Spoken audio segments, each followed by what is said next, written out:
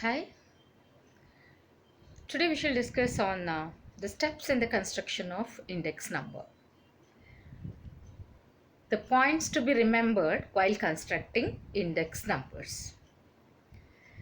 There are mainly 7 different steps. They are defining the purpose of the index number. Second one, selection of base period. Third, selection of commodities or items. Fourth, obtaining price quotations. Fifth, choice of an average. Sixth, selection of weights. Seventh, selection of suitable formula. We shall discuss on this one by one. First one, defining the purpose of the index number.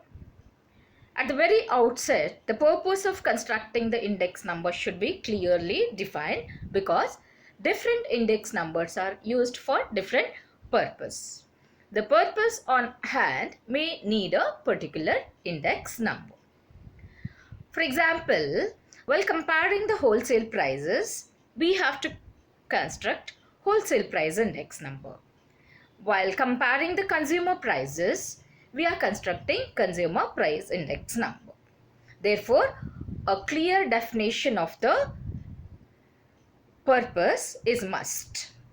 If the purpose of the index number is not clearly defined, that will lead to unsuitable index number, that is a waste of time. Okay. The second one, selection of base period. Base period is the period with which we make comparison. While selecting the base period, there are certain norms or certain points to be considered. They are, base period should be economically stable. That means the base period should be free of natural calamities like a flood, war, famine, earthquake, cyclone, etc. That means base period should be a normal period. Second one, the base period should not be too old period. For example, comparing the prices of the commodities in 2015 with 1990 is meaningless because lot of changes have taken place in the course of the time. Therefore, base period should not be a too old period. Okay. Third one, depending on the situation, fixed base or chain base period can be selected. Fixed base period is the one where the base period is fixed for all the current periods. For example, you want to compare the prices of 2011, 12, 13, 14, 15, 16, 17. Then you can select 2000 as the base period. That is, 2000 is the base period for all the current periods. For 2011, base period is 2000. For 2012, base period is 2000. For 2013, the base period is 2000. That is called as a fixed base period. If the base period is fixed for all the current periods, that is called as fixed base period. Okay, chain base period is the one where the base period is immediate preceding period. For example, for comparing the prices of 2011, you can take 2010 as the base period. For 2012, 2011 as the base period. For 2013, for 2012 as the base period. That is in the form of a chain. That is called as a chain base period. Okay. Next, the third point, the third step is selection of commodities or items. Items depends mainly on the purpose of constructing the index number because items differ with the purpose. For example, while constructing wholesale price index number, we have to consider the items which are transacted in wholesale market. And while constructing consumer price index number, we have to consider the items which are sold in retail shops and which are consumed by particular class of people.